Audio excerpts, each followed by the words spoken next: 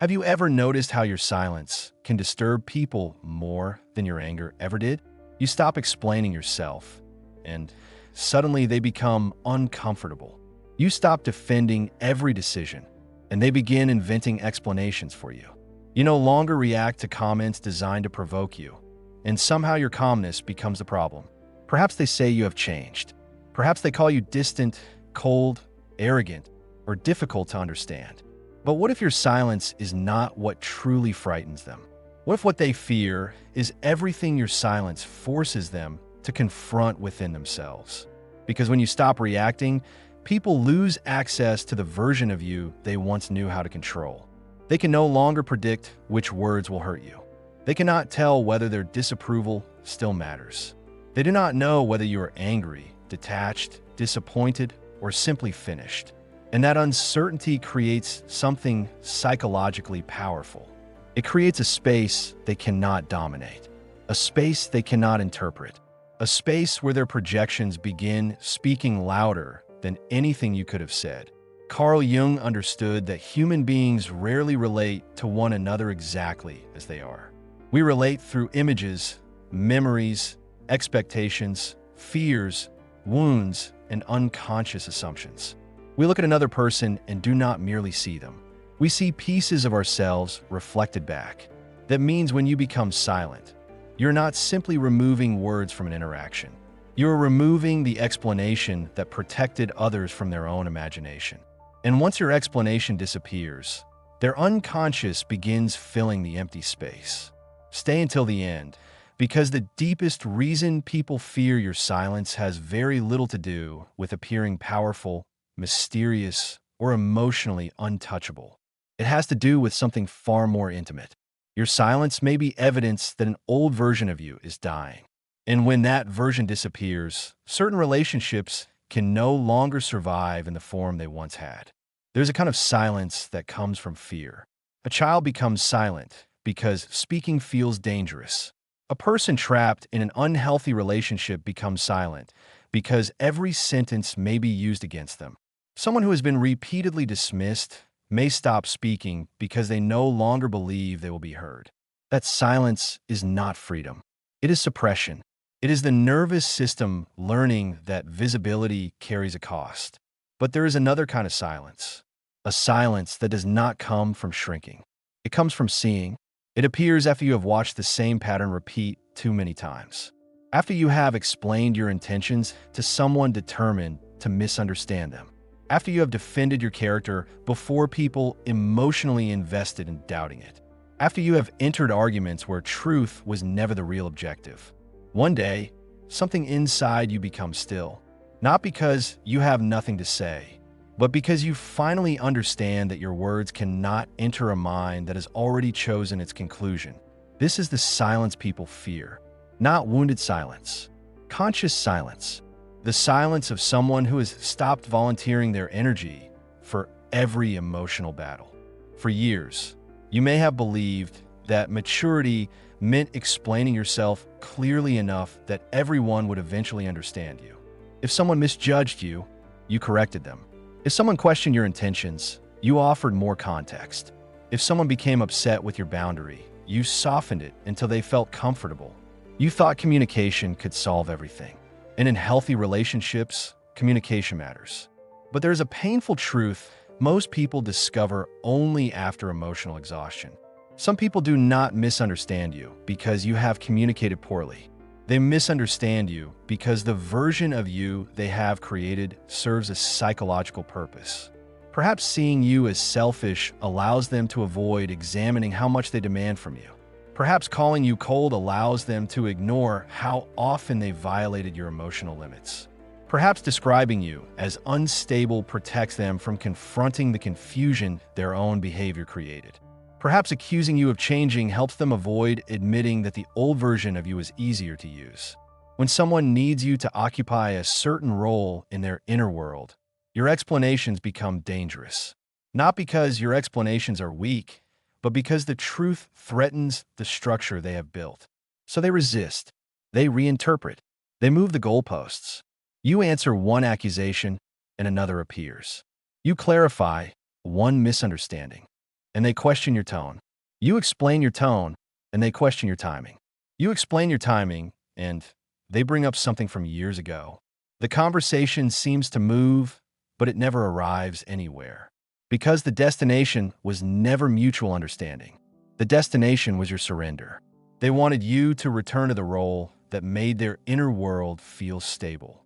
The apologetic one, the available one, the one who doubts themselves, the one who could be pushed into proving their goodness, the one who becomes anxious when someone withdraws approval.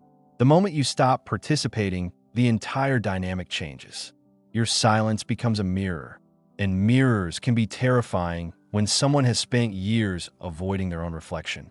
Jung described projection as one of the central ways the unconscious enters human relationships. What we refuse to recognize within ourselves is often experienced as if it belongs entirely to someone else. The controlling person sees manipulation everywhere.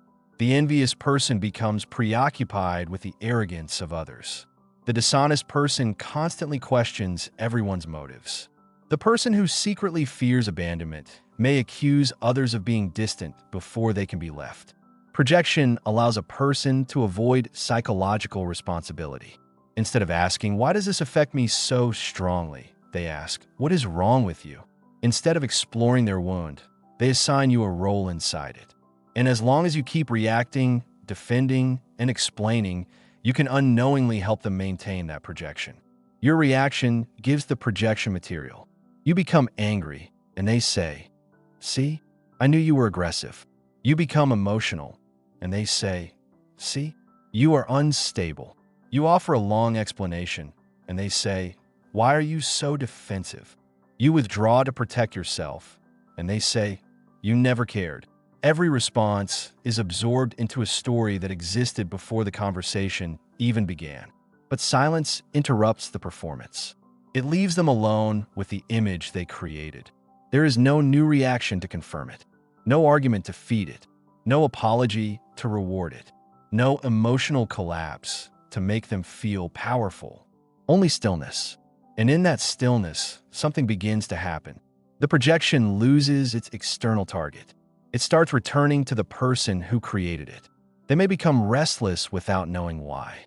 They may intensify their behavior, send another message, make another accusation, tell other people their version of a story, create a situation where you will feel forced to answer.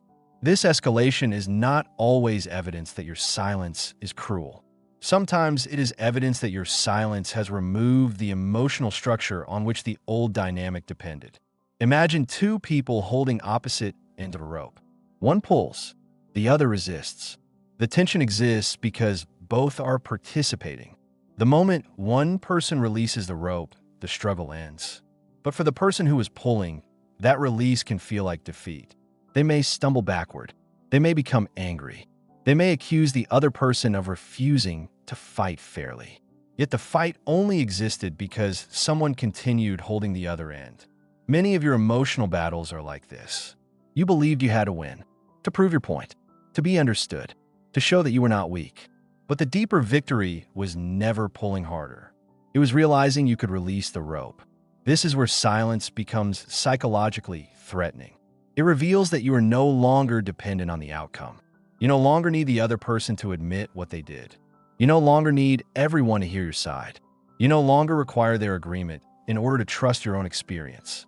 And people who derive power from your need for closure will immediately sense the change. They may not be able to name it, but they feel it. The person who once controlled you through withdrawal notices that you no longer chase. The person who provoked you for attention notices that you no longer react. The person who repeatedly crossed your boundaries notices that your no is no longer followed by 10 anxious paragraphs. The person who underestimated you notices that you have stopped asking for permission. Nothing dramatic may happen on the surface. You simply become quiet. But beneath that silence, an entire psychological contract is being broken. The contract may have said, "I will make myself smaller so you do not feel threatened. I will explain my pain until you decide it is valid. I will remain available even when the relationship drains me. I will accept disrespect if confronting it might make you leave. I will carry the emotional responsibility for both of us. I will doubt myself before I doubt your version of me. You may never have spoken this contract aloud. Most unconscious contracts are never spoken. They form through repetition, through childhood adaptation, through fear, through the need to belong. Perhaps you learned early that love could disappear when you disappointed someone. Perhaps peace in your home depended on reading another person's mood. Perhaps you became skilled at preventing conflict before you were old enough to understand why conflict frightened you. Perhaps you discovered that being helpful made you valuable, that being agreeable made you safe, that being silent about your own needs kept other people close. These adaptations may have protected you once. But what protects a child can imprison an adult. The child learns to survive by anticipating everyone else. The adult continues anticipating everyone else long after the original danger is gone. They enter relationships already scanning. Is this person upset with me? Did my message sound wrong? Should I explain what I meant? Are they becoming distant? Did I do something? How can I repair the atmosphere? Without realizing it, they begin living outside themselves. Their attention is always located in someone else's face, someone else's voice, someone else's approval, someone else's silence. They become experts at interpreting others and strangers to their own inner world. Jung's concept of the persona helps us understand this. The persona is the social face we develop to function within the world. It is not inherently false. Every person needs some form of persona. You behave differently in a professional meeting than you do alone in your bedroom. You reveal different aspects of yourself to a friend, a stranger, and a family member. The problem begins when the persona stops being something you use and becomes something you believe you must be in order to deserve belonging. The pleasant one, the strong one, the endlessly patient one, the peacemaker, the person who never needs anything, the person who always understands. The person who forgives before they have even processed the wound. At first, others love this version of you. It causes no disruption. It makes few demands. It absorbs tension. It is predictable. But the parts of you excluded from the persona do not disappear. Your anger does not vanish because you smile. Your grief does not vanish because you remain productive. Your needs do not vanish because you call yourself independent. Your resentment does not vanish because you continue saying yes. These rejected aspects descend into what Jung called the shadow. The shadow contains what the conscious personality refuses to recognize. It may hold aggression, envy, fear, desire, vulnerability, or ambition. But it can also contain positive qualities you were taught to suppress. Authority, courage, creativity, confidence, the ability to say no without guilt, the right to occupy space. When a person begins integrating the shadow, they often become quieter, not because they have lost their voice, because the inner argument is changing. They are no longer using constant external communication to avoid internal truth. They start recognizing the anger beneath their politeness, the fear beneath their over-explaining, the desire beneath their self-denial, the exhaustion beneath their loyalty. This realization can be painful. You may suddenly see that some of what you called kindness was fear of rejection. Some of what you called patience was avoidance. Some of what you called forgiveness was the inability to enforce consequences. Some of what you called understanding was self-abandonment. You may realize you were not always silent because you were wise. Sometimes you were silent because you were afraid. And you were not always speaking because you were honest. Sometimes you were speaking because you were desperate to control how others saw you. This distinction changes everything. Silence born from fear says, I cannot speak because your reaction might destroy me. Silence born from consciousness says, I could speak, but I no longer need to enter this pattern. One is imprisonment, the other is choice. And the human psyche recognizes the difference before language does. People can feel when your quietness is asking for approval. They can also feel when your quietness no longer needs anything from them. The first silence invites control. The second silence reveals sovereignty. This is why your calmness can feel threatening to people who never feared your anger. Anger is often easier to control than stillness. An angry person can be baited. They can be redirected. Their triggers can be studied. Give them the right accusation and they respond. Mention the right insecurity and they lose balance. But a person who has learned to remain internally present creates uncertainty. You do not know which button still works. You do not know whether your criticism entered them. You do not know whether your absence wounded them. You do not know whether they are planning a response or have emotionally moved beyond the situation entirely. The absence of information becomes a form of psychological pressure. But this is where the idea of silence can become distorted. Silence should not be used as a weapon to punish people. There is a difference between conscious silence and the silent treatment. The silent treatment is an attempt to create anxiety and force compliance. It says, "I will withdraw connection until you become what I want." Conscious silence says, "I will not betray my inner stability by participating in something destructive." One seeks control. The other establishes a boundary. One is manipulation. The other is discernment. A person practicing the silent treatment constantly watches to see whether you are suffering. Their silence is filled with expectation. They want the message, the apology, the pursuit. They want evidence that their absence still controls your nervous system. Conscious silence has a different quality. It is not staring backward, waiting to be chased. It is facing inward, listening, observing, choosing. It does not need the other person to suffer. It simply refuses to continue suffering in the same way. This matters because the ego can disguise retaliation as spiritual maturity. You may tell yourself you are protecting your peace while secretly hoping the other person panics. You may call yourself detached while checking whether they have viewed your story. You may refuse to respond while rehearsing the conversation endlessly in your mind. Outwardly, you appear silent. Inwardly, the relationship still controls you. Real silence is not merely the absence of speech. It is the gradual end of the internal conversation you have been having with someone who is no longer present. You know this conversation. It begins late at night. You remember what they said. Then you imagine what you should have said. You create the perfect response. You see their expression changing as they finally understand. You imagine exposing the contradiction, winning the argument, receiving the apology, being recognized as innocent. For a moment, the fantasy feels satisfying, but your body does not know the argument is imaginary. Your heart rate changes. Your muscles tighten. Stress enters the bloodstream. The person may be asleep, peacefully living their life, while you continue giving them access to your nervous system. This is not silence. It is an invisible argument. And invisible arguments are often the most exhausting because there is no moment in which they naturally end. Jung believed that what remains unconscious continues influencing our lives. Until you recognize why you need to win the imaginary conversation, you will keep returning to it. Perhaps you want justice. Perhaps you want to restore your self-image. Perhaps their rejection activated something much older than the relationship itself. A parent who did not understand you. A teacher who humiliated you. A friend who betrayed you.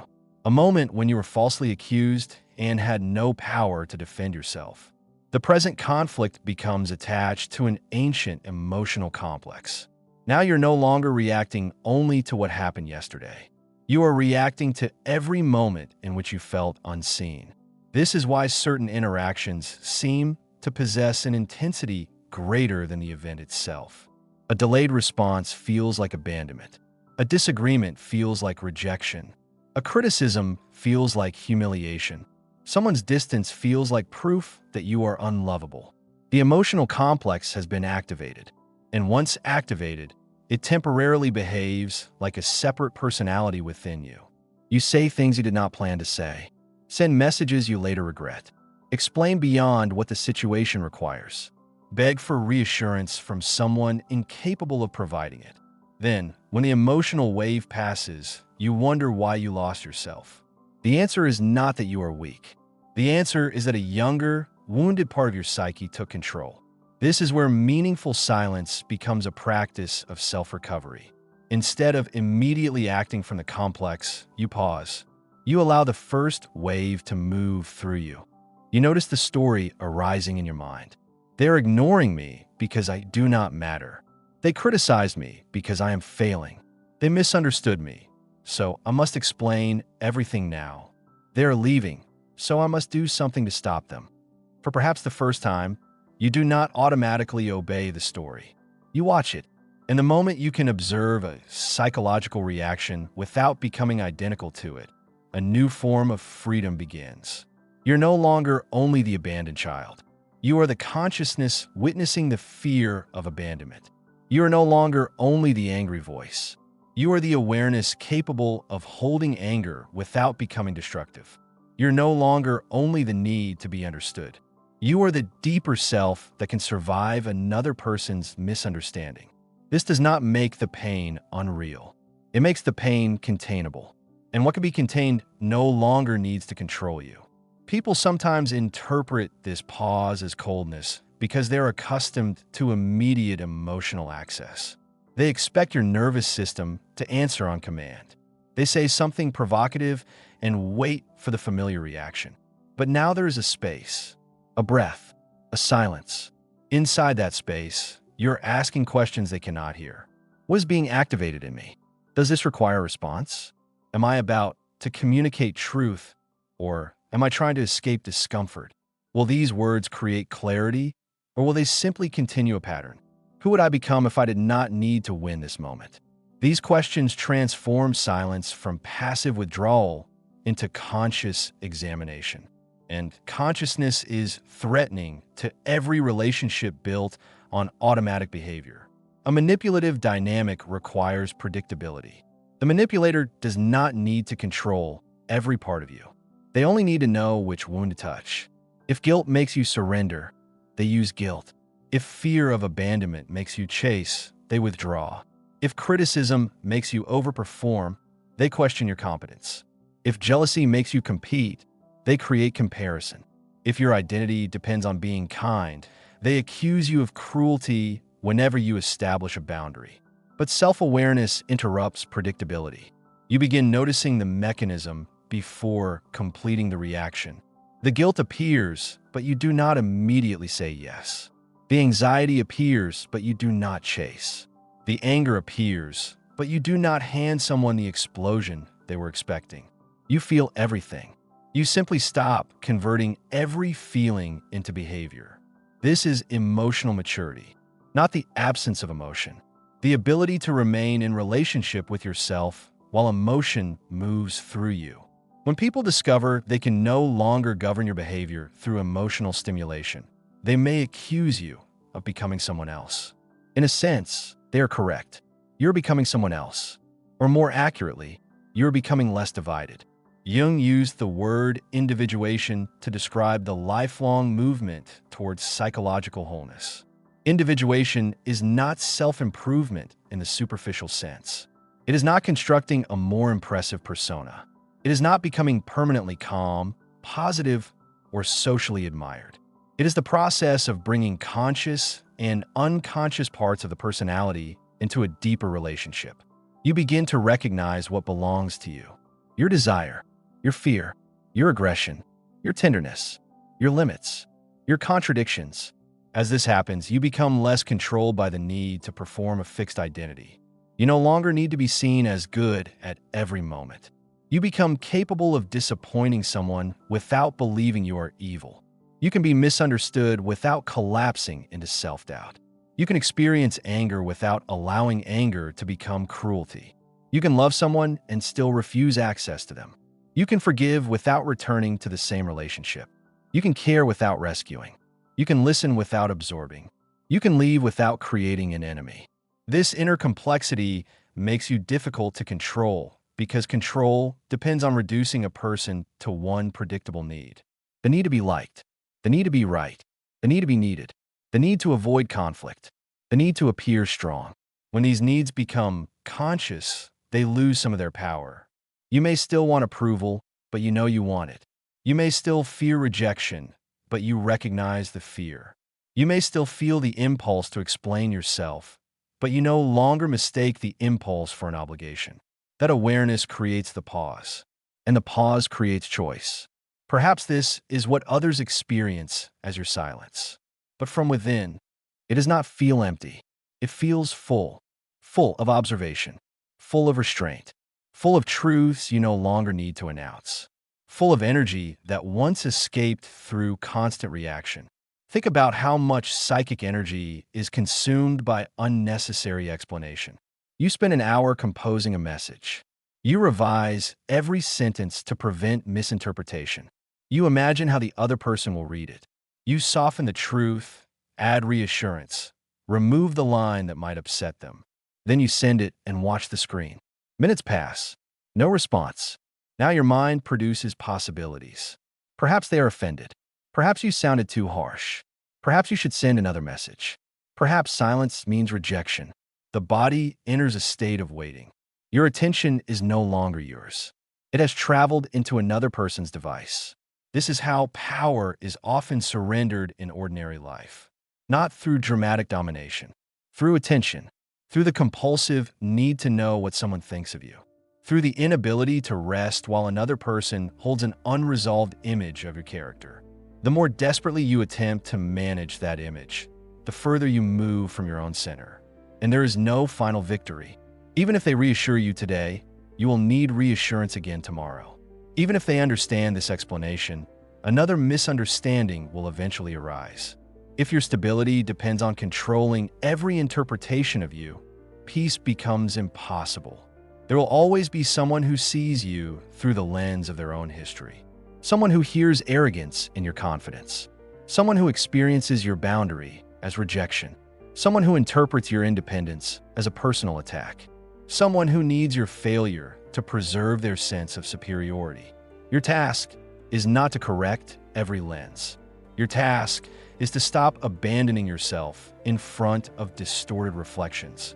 This is one of the reasons silence begins to feel sacred during psychological transformation. You discover that not every judgment requires a trial. Not every accusation deserves a defense. Not every invitation deserves acceptance. Not every relationship deserves unlimited access. Not every question deserves an answer. Some questions are not requests for truth. They are attempts to enter your private world. Some confrontations are not attempts at resolution. They are demands that you return to your former position. Some apologies are not requests for reconciliation. They are requests to remove consequences. Some people say, "Explain yourself," when what they mean is, "Give me enough information to find a weakness in your decision." Discernment allows you to recognize the difference. But discernment is not suspicion. You do not need to believe everyone is dangerous. You do not need to turn life into psychological warfare.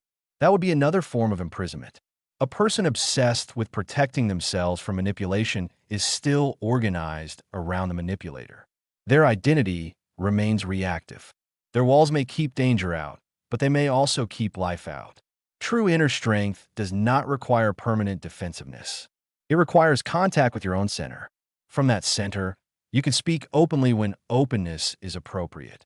You can become vulnerable with people who have shown they can hold vulnerability responsibly. You can apologize when you are wrong without feeling humiliated. You can change your mind without believing you have lost power. You can engage in conflict without turning conflict into war. Silence is not the goal. Freedom is the goal. Sometimes freedom speaks. Sometimes freedom leaves. Sometimes freedom confronts. Sometimes freedom waits. Sometimes freedom says, "This hurt me." Sometimes it says nothing because the pattern has already answered every question. The psychologically mature person is not the one who is always silent. It is the one whose speech and silence emerge from consciousness rather than compulsion. This distinction matters because there are moments when silence becomes self-betrayal. If injustice is occurring and you remain silent only because confrontation frightens you, silence is not sovereignty. If someone continually harms you and you avoid stating a boundary, silence may preserve the pattern. If a loved one genuinely wants to understand you and you withdraw to avoid vulnerability, silence can become a wall. If you have caused harm and refuse to communicate, silence may protect the ego from responsibility. The shadow can hide inside silence just as easily as it hides inside speech. It can make avoidance appear wise. It can make pride appear peaceful. It can make emotional numbness appear detached. This is why you must examine the inner quality of your quietness. Ask yourself, am I silent because I am grounded or because I am afraid? Am I silent because words would be useless or because honesty would expose me? Am I protecting my peace or punishing someone with my absence? Am I allowing time for clarity or refusing responsibility? Am I choosing silence or have I emotionally shut down? There is no universal rule. The answer changes with the situation, but the body often knows before the mind does. Fearful silence feels contracted. The jaw tightens. The chest closes. The mind races with unsaid words. Conscious silence feels spacious. You may still experience discomfort, but beneath it there is steadiness. You are not swallowing the truth. You are holding it carefully. You know you could speak. You simply recognize that speaking now would not serve what is true. This inner spaciousness is difficult for others to interpret, and what cannot be interpreted cannot easily be controlled. Throughout life, many people build relationships through mutual predictability. They know how you will respond. You know how they will respond. The patterns may be painful, but they feel familiar. One person criticizes, the other defends. One withdraws, the other chases. One creates a crisis, the other rescues. One violates a boundary. The other becomes angry, but eventually forgives without change. The cycle hurts both people, yet provides psychological certainty. Each person knows their role. When you become silent in a new way, you interrupt the choreography. The critic speaks, but the defense does not arrive. The withdrawer leaves, but pursuit does not follow. The crisis appears, but rescue is no longer automatic. The boundary is crossed, and this time there's a consequence. The other person may experience this interruption as abandonment. But what has actually been abandoned is the role you used to play. Sometimes they did not love your presence as much as they loved your function. You regulated their emotions, protected their self-image, absorbed their chaos, confirmed their importance, made them feel needed, allowed them to avoid responsibility. When you stop performing this function, they say they miss you. But what exactly do they miss? Do they miss your humanity, your thoughts, your inner life, your joy? Or do they miss the access they had to your energy? This question can be painful because it forces you to reevaluate relationships you once considered close. You may discover that someone knew your reactions better than they knew your dreams. They knew how to make you feel guilty, but not what made you feel alive. They knew you would always answer, but never asked whether you were exhausted. They knew you would forgive, but made little effort to change. They relied on your presence without becoming curious about your personhood. Your silence reveals this imbalance. Once you stop volunteering the familiar response, there may be nothing left holding the connection together. This does not always mean the relationship was entirely false. Human beings can love each other and still participate in unconscious patterns. Someone may genuinely care about you while also depending on a version of you that is disappearing. Your growth may create grief for both of you. You grieve the relationship as it was. They grieve the access they once had. The difference is that you are moving toward a more authentic form of connection. They may be trying to restore the old one. This is where loneliness often enters individuation. You begin seeing patterns you can no longer unsee. Conversations that once felt normal now leave you drained. Jokes that once seemed harmless reveal buried hostility. Obligations that once defined loyalty begin to feel like self-erasure. You become less interested in constant noise, less willing to explain your deepest experiences to people who reduce them to something convenient. You may spend more time alone, and from the outside, people assume you're withdrawing from life. But inwardly, you may be entering life for the first time. Solitude is not always isolation. Sometimes solitude is where the false voices begin to fade. The voices that told you what you should want, who you should please, how much you should tolerate, which parts of yourself were acceptable. In silence, you begin hearing something beneath them. Not a dramatic voice, not a perfect answer, a quieter sense of inner alignment. You notice what brings expansion and what creates contraction. What is yours and what was inherited? Which ambitions come from desire and which come from a need to prove your worth? Which relationships support your growth and which require you to remain psychologically small? This is not easy. The outer noise may have been exhausting, but it also distracted you from inner conflict. Once it becomes quiet, you meet what was waiting beneath the distraction. Old grief, unprocessed anger, forgotten dreams, shame, envy, regret, the life you might have lived, the person you might have become. This meeting with the unconscious is one reason many people immediately fill silence with stimulation. They reach for the phone, turn on music, open another video, search for another conversation. The mind says it is bored, but often it is afraid. Afraid that if the noise ends, something buried will speak.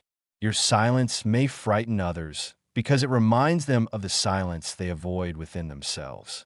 A person constantly surrounded by noise can interpret your stillness as judgment. You do not need to criticize their life.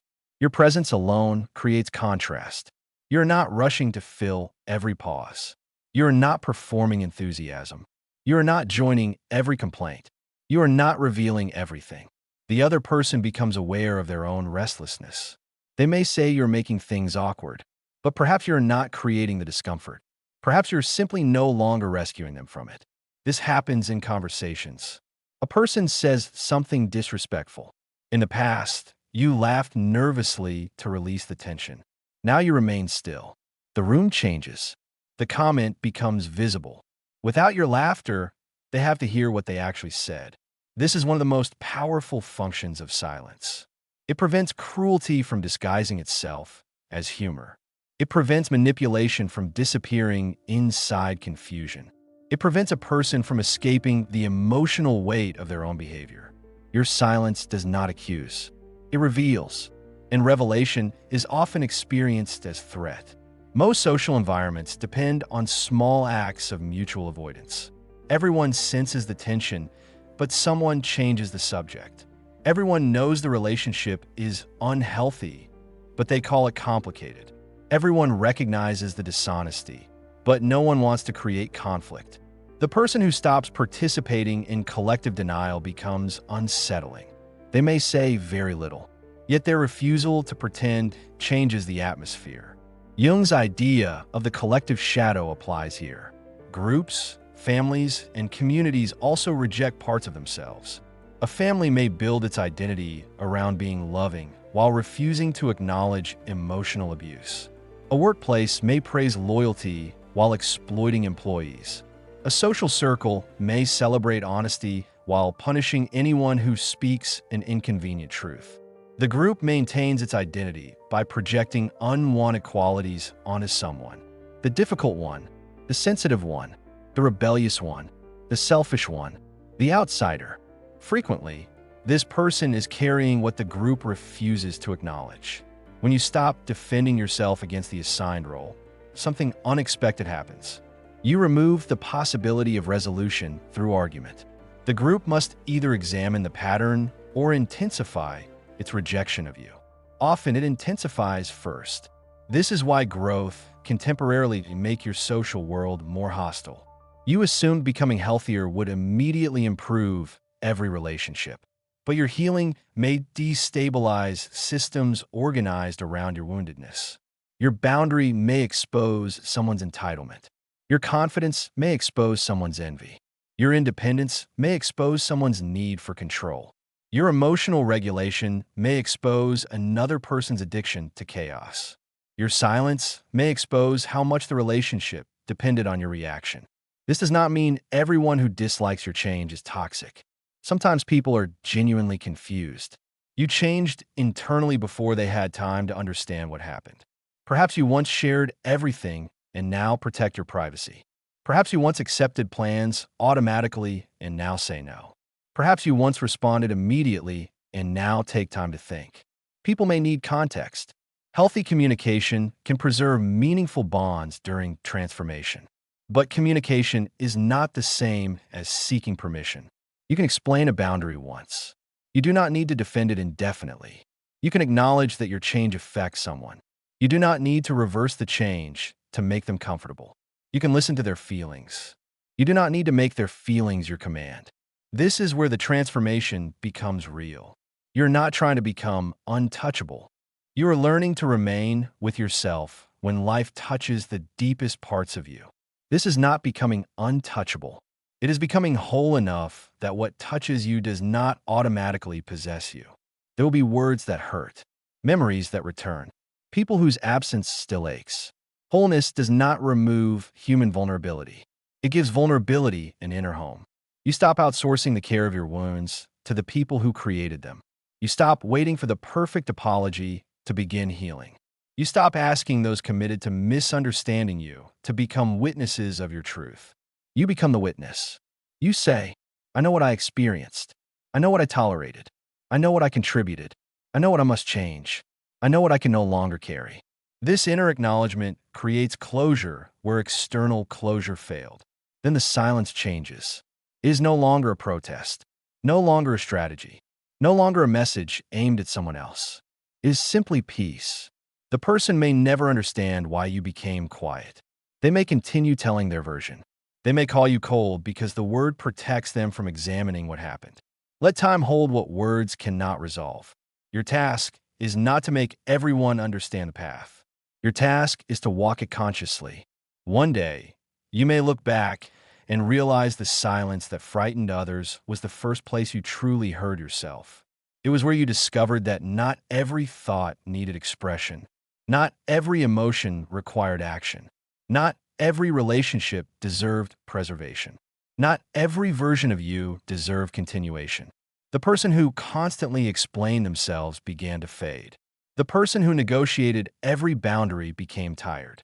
The person who feared being misunderstood finally survived misunderstanding. And something deeper emerged. Not someone cruel, not someone unreachable, someone rooted, someone capable of love without self-erasure, someone capable of empathy without becoming responsible for everyone, someone capable of saying no without hatred, someone capable of leaving without revenge, someone capable of speaking without begging to be believed. This is the person your silence is creating. And yes, some people will fear them because they can no longer be controlled through guilt, because they no longer collapse under disapproval, because they have stopped confusing reaction with strength, because their inner life is no longer public property. But the right people will not fear your silence. They will respect it. They will understand that your pauses are not punishment, that your boundaries are not rejection, that your privacy is not dishonesty, that your independence does not make love impossible. It makes real love possible, because real connection cannot exist where one person must disappear to preserve the other. It requires two people capable of standing within themselves, two people who communicate without domination, two people who can tolerate difference, two people who do not need constant access to feel secure, two people who can sit in silence without experiencing it as a threat. Perhaps this is the final test. Can someone remain beside you when you are not performing? When you are not entertaining, explaining, rescuing, or reassuring? Can they remain curious about the person beneath the function? Can you? Can you sit beside yourself when there is no crisis to solve? No person to chase? No argument to win? No audience to impress? Can you remain there long enough to encounter the life waiting beneath the noise? This is where the journey begins. Not with becoming silent, so others will fear losing you. Not with withholding attention to appear valuable. Not with turning psychological knowledge into another instrument of control. The journey begins when silence stops being about them, when it becomes the place where you return to what is real. Your breath, your body, your values, your unfinished grief, your unlived potential, your own quiet knowing. People may still project onto you. Let them. They may call your peace arrogance. Let time reveal the difference. They may interpret your boundary as cruelty. Remain compassionate, but do not abandon it. They may provoke you to recover the old version. Pause. They may demand an explanation for a decision your soul has understood before your language can fully describe it. Speak only what is true, then allow silence to carry the rest. Because the moment you stop reacting to every attempt to define you, you begin discovering who you are without the definitions. The moment you stop defending every boundary, you begin living inside it. The moment you stop chasing those who misunderstand you, you create space for relationships that do not require your self-betrayal. And the moment silence becomes a conscious choice rather than a frightened retreat, you are no longer disappearing. You are returning. Returning to the center from which your words have meaning. Returning to the self beneath the persona. Returning to the shadow that no longer needs to control you from darkness. Returning to the life that was waiting while you tried to manage everyone else's perception. So when someone asks why you have become so quiet, you may not need to answer. Perhaps your life will answer for you. In the peace you protect. In the work you create. In the relationships you choose. In the reactions you no longer offer. In the clarity of your presence. And in the quiet certainty of someone who finally understands. Silence is not always the absence of power. Sometimes it is the moment power returns home.